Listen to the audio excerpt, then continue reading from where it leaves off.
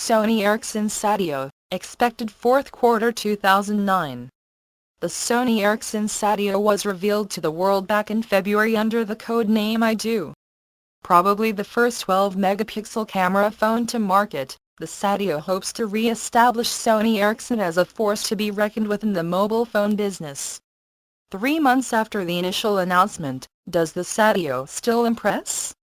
Even though we have to wait until early fourth quarter to see this phone, it will probably be the only 12-megapixel camera phone available. The large 3.5-inch 640 by 360 pixel display is certainly competitive with most of the competition, and as you would expect, the Sony Ericsson Satio has GPS, Wi-Fi and HSDPA. It will also be one of the first phones to run the new Symbian Foundation operating system. So yes, it is still quite impressive, for now. The Satio is perhaps the true spiritual successor to the Sony Ericsson P990i, perhaps the last phone where Sony Ericsson really tried to include everything they could think of.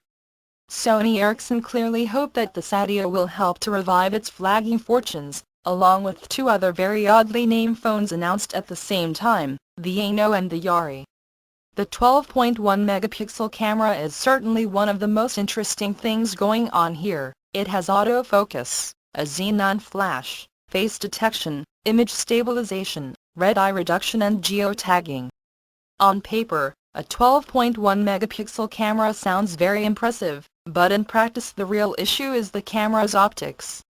If your camera is saddled with poor optics, then adding more megapixels is not going to help. It just makes blurry pictures bigger. We don't know how good the optics on the Satio are, but we do know that this handset's success really depends on getting them right. We mentioned GPS. The Sony Ericsson Satio comes with advanced GPS plus Google Maps and turn-by-turn navigation. The large 3.5-inch touchscreen will be ideal for this type of application, and because the Satio runs Symbian, then it should be possible to load a different mapping application if you need it. The operating system is Symbian S65th edition, similar in capabilities to that found on the Nokia 5800 Express Music. It supports handwriting recognition, it automatically adjusts to screen orientation, and it will support a wide variety of applications.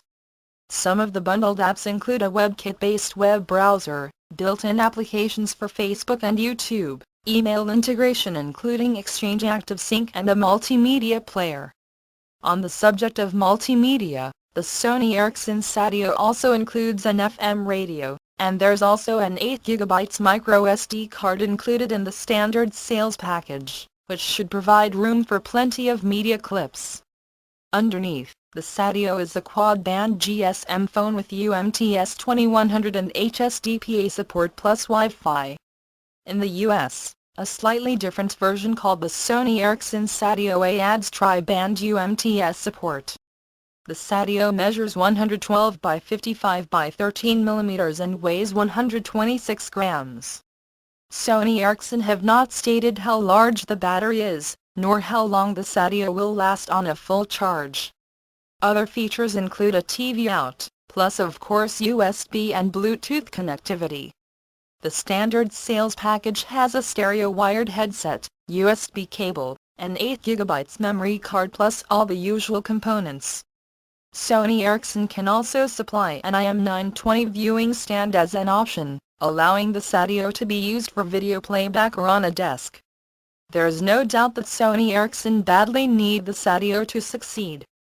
But when it comes out in early fourth quarter, we will have waited 8 months or more from the initial announcement, and Sony Ericsson's competition is not exactly standing still. We have no guidance on price at the moment, although we assume that the Satio will not exactly be cheap. 3 color combinations should be available: black, silver and a red Bordeaux color.